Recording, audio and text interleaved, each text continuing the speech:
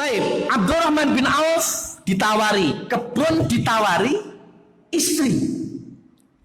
Maka Abdurrahman bin Auf hanya menjawab dengan doa, barakallahu fi malik wa ahli.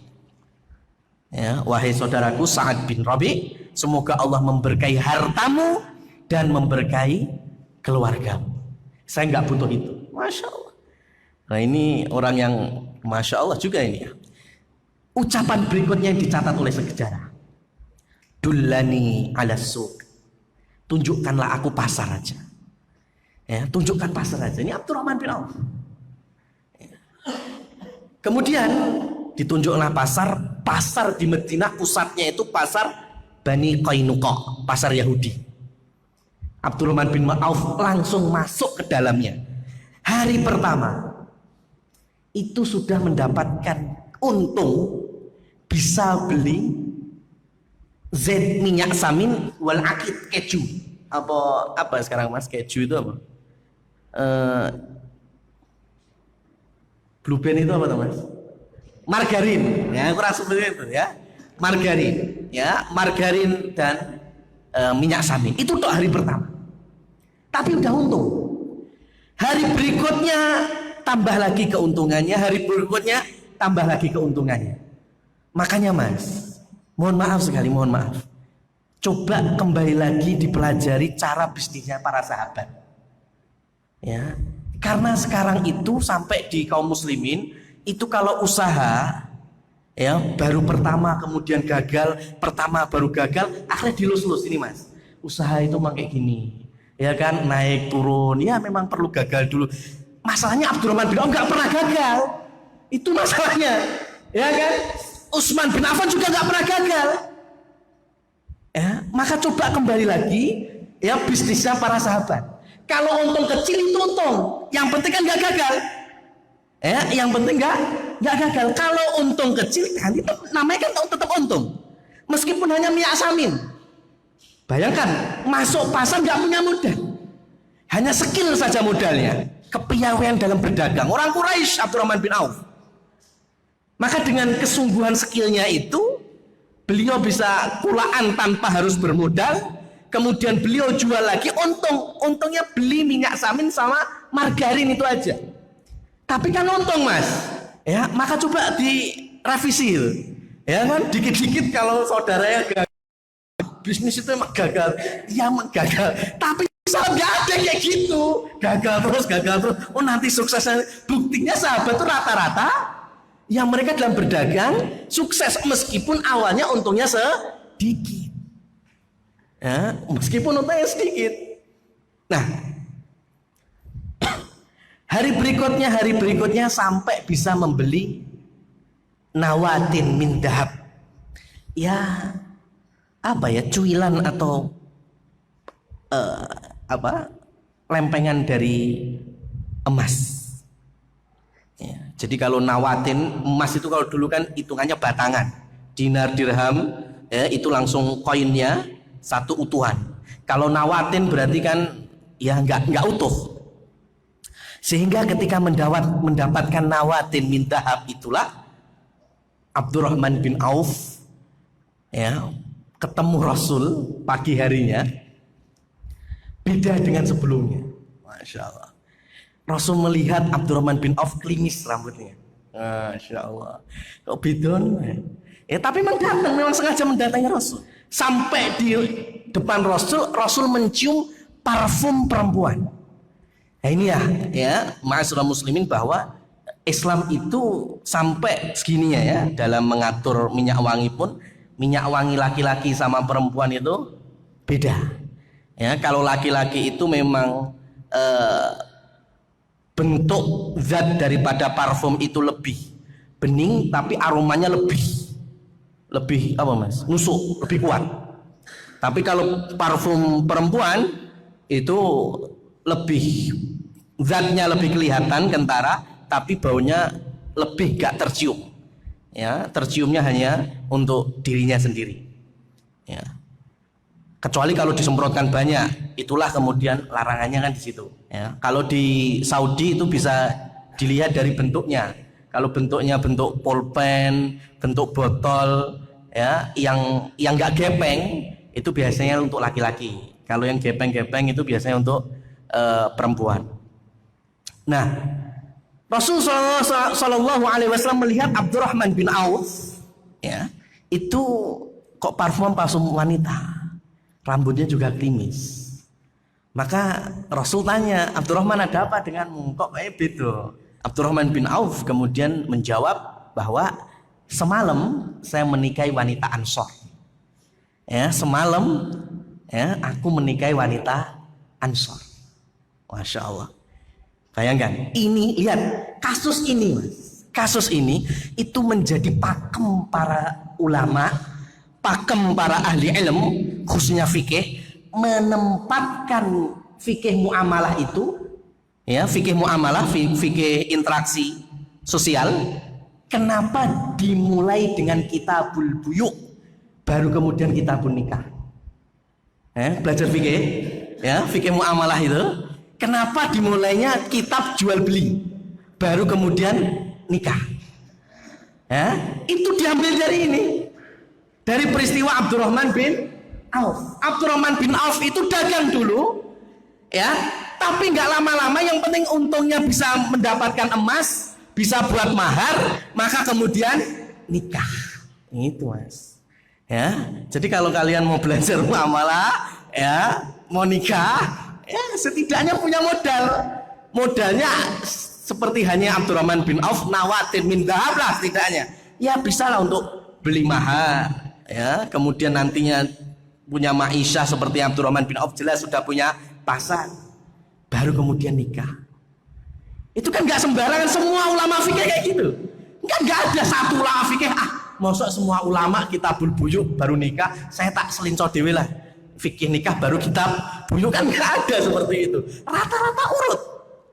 Ya, karena memang seperti itu kebanyakan para sahabat ketika sudah mulai dapat dunia, maka mulai ke syariat berikutnya yaitu nikah. Dan Abdurrahman bin Auf kemudian mendengar Rasul Shallallahu Alaihi Wasallam bersabda setelah mendapatkan laporan ini, aulim walau bisatin. Ye Abdurrahman, dirikanlah walimah, ya, umumkan pernikahanmu itu meskipun hanya menyembelih seekor kambing.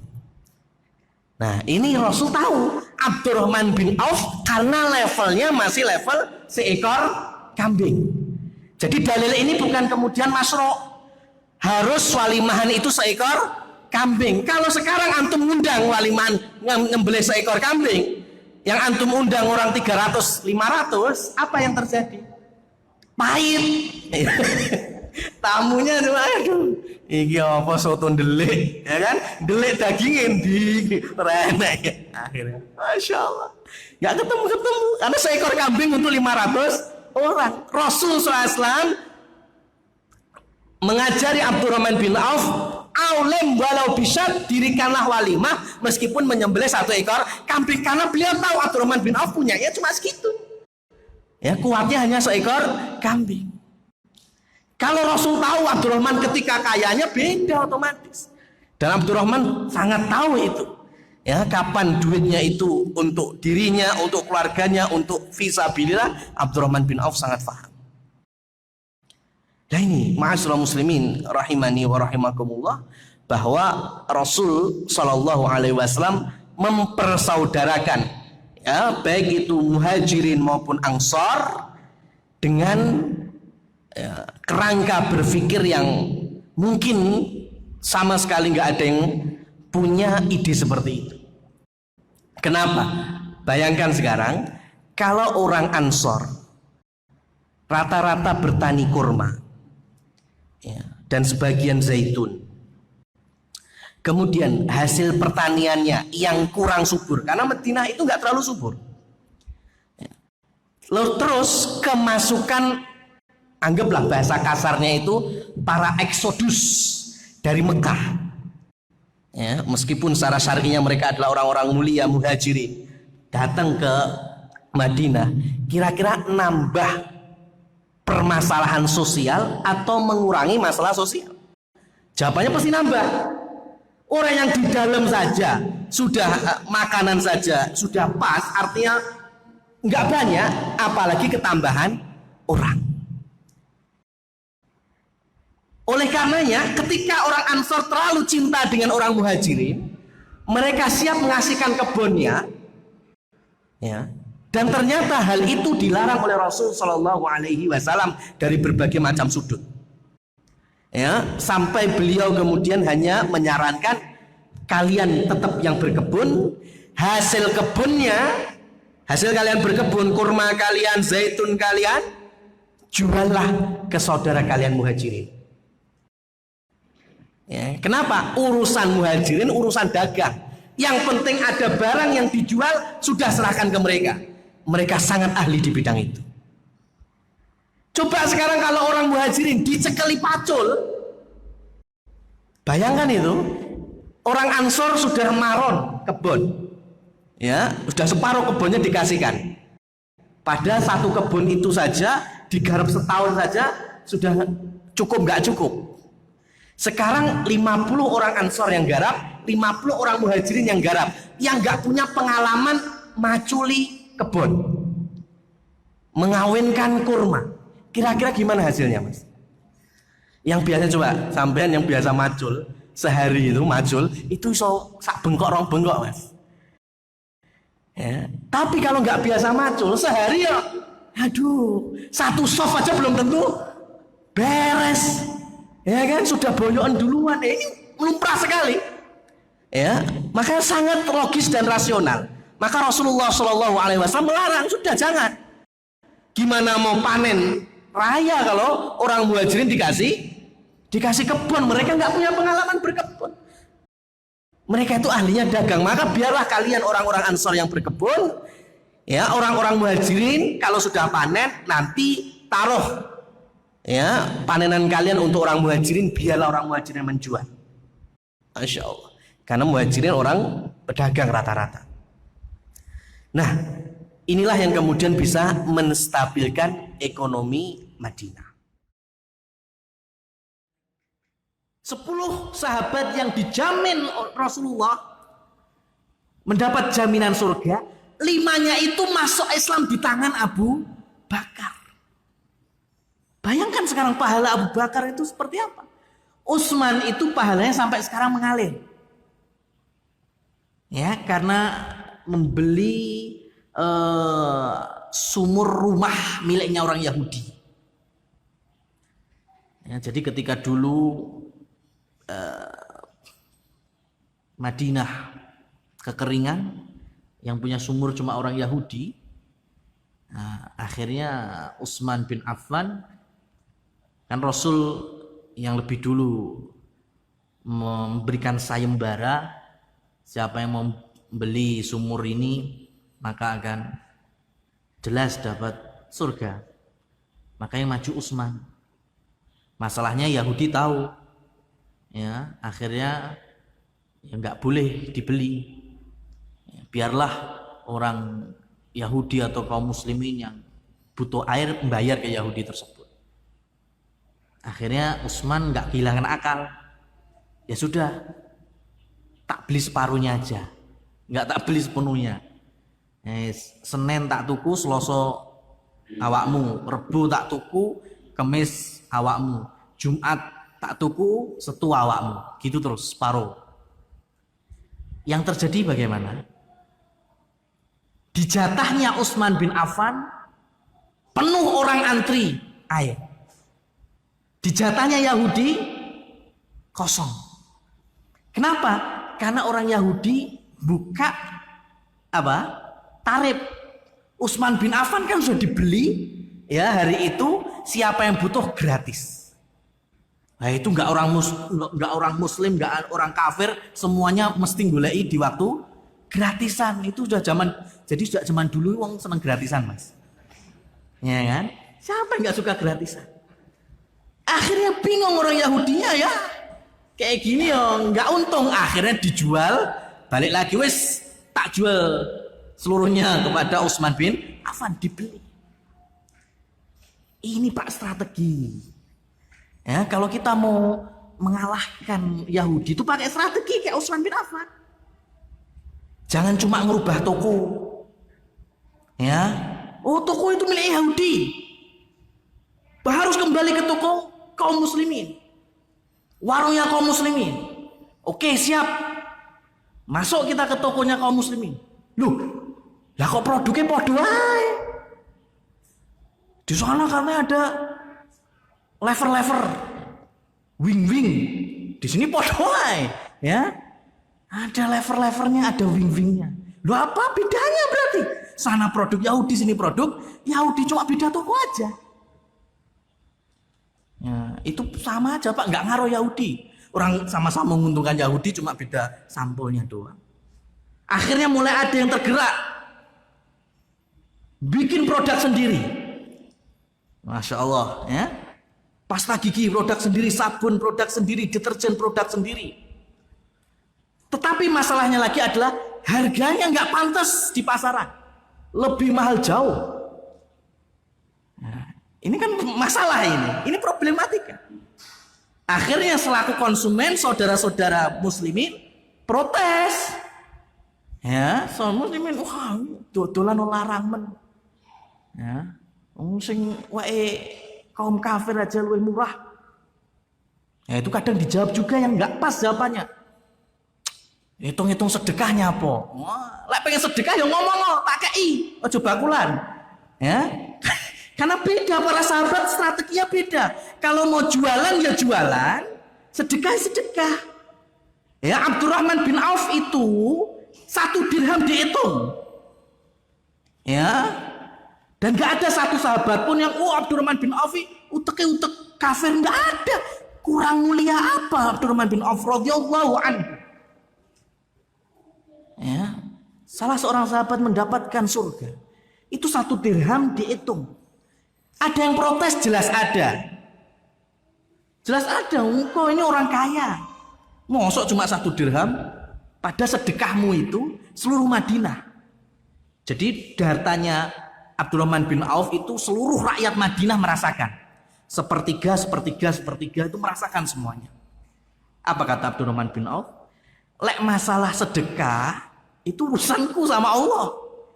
Menggelontorkan ribuan dinar, itu terserah Abdurrahman bin Auf. Tapi ini sekarang jual beli. Ya, ini jual beli ya jual beli. Sedekah ya sedekah. Jangan dicampur aduk. Kalau dicampur aduk akhirnya gitu, jual beli plus sedekah. Dunia akhirat, bingung akhirnya. Ya. Makanya butuh strategi sebagaimana para sahabat menurunkan strategi ini kepada kita. Ya, Utsman bin Affan membeli sumur rumah, mengalir terus pahalanya, bahkan sampai sekarang dijadikan oleh pemerintah Saudi itu hotel, ya, gratis untuk kaum muslimin. Kalaupun yang bayar itu semuanya wakaf, diwakafkan atas nama Utsman bin Affan. Makanya rekening tertua di dunia itu rekeningnya Utsman bin Affan, sampai sekarang ada. Ya, sampai sekarang ada. Dan begitulah keistimewaan awal-awal Islam. Alhamdulillah, wassalatu wassalamu ala rasulillah wa ba'd.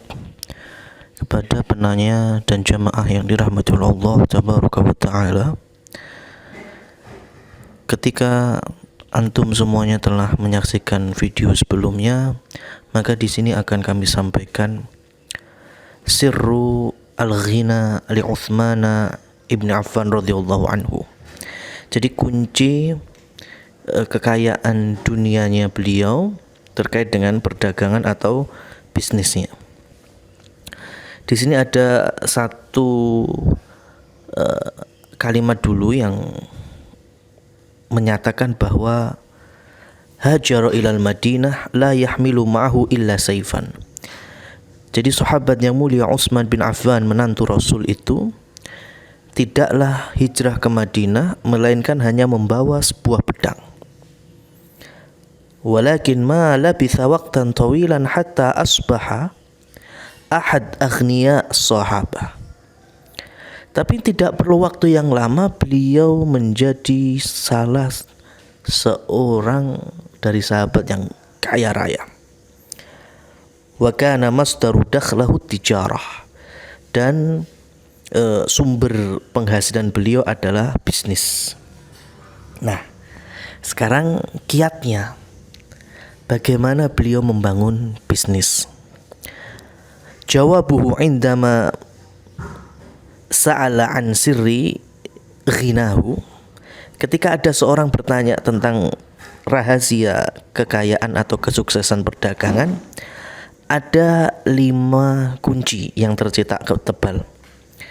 Beliau menjawab, kuntu u'aliju wa unammi wala asdari ribhan wala ashtari syaikhan wa aj'alur ra'sa ra'sain. Yang pertama adalah kuntu u'aliju. U'aliju itu berangkat dari alaja yu'aliju, aslinya mengobati. Itu kalau kesehatannya.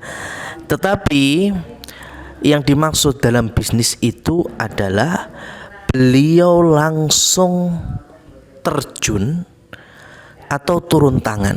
Nah, ini menjadi patokan juga, bahwa tidak semuanya ketika kita membangun bisnis harus jadi bos dulu, sehingga kita harus cari karyawan, orang baru untuk menjalankan. Enggak seperti itu kalau Utsman.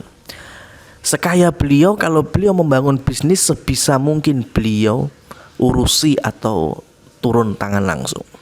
Kalau memang ada staf, ada orang-orang yang menjalankannya, silahkan. Tetapi maksudnya jangan dipasrahkan 100%. Tetap ada evaluasi, tetap ada istilahnya progres yang itu dari awal sampai akhir Utsman bin Affan radhiyallahu anhu mengetahuinya. Yang kedua, wa unami. Unami itu dari makna tumbuh, berkembang, insya. Nah, di lapangannya maksudnya Utsman bin Affan radhiyallahu taala anhu adalah, kan bisnis itu pasti membuahkan hasil. Nah, beliau kembangkan dalam salah satu kajian di lapangannya itu, sepertiga untuk nafkah keluarga, kemudian sepertiga untuk sedekah, dan sepertiga dikembalikan lagi ke modal, sehingga modalnya jadi tambah banyak. Nah, ini mirip sekali dengan seseorang yang punya kebun di zaman sebelum Rasulullah SAW itu. Kebun-kebun yang lain tidak dihujani, tidak disuburkan oleh Allah, hanya kebunnya dia sendiri yang diberikan hujan sehingga tumbuh subur. Ternyata kuncinya apa? Sepertiga dia jadikan nafkah, sepertiga dia jadikan istilahnya untuk kepentingan sendiri selain dari keluarga, sepertiganya disedekahkan. Dan itu ternyata dipraktekkan oleh Utsman bin Affan. Sepertiga untuk keluarga dan pribadi, sepertiga untuk sedekah, dan sepertiga dikembalikan lagi ke bentuk modal sehingga modalnya tambah banyak. Poin yang ketiga, wala asdari ribhan. Dan aku ini sama sekali tidak pernah menghina atau menyepelekan keuntungan. Ya, jadi meskipun sedikit, kalau itu untung disyukuri oleh Utsman bin Affan radhiyallahu anhu. Jadi enggak mesti harus untung besar langsung, enggak. Itu tipe bisnisnya Utsman bin Affan. Mending kecil tapi bagaimana muternya cepat. Ya, kita tahu bagaimana retail itu untungnya berapa? Kayak mall-mall itu untungnya kan receh-receh itu. Tapi dikalikan aja konsumennya ada berapa ratus per harinya atau berapa ribu pom bensin. Itu untungnya apa? 1 liter langsung ribuan, cuma berapa perak, berapa ratus. Tapi dikalikan saja. Nah, itu yang dimaksud oleh Utsman bin Affan, ya. Jadi selagi itu untung, ya sudah, dinikmati dan disyukuri. Ya. Wala ashtari syaikhan. Yang keempat, aku tidak membeli yang tua.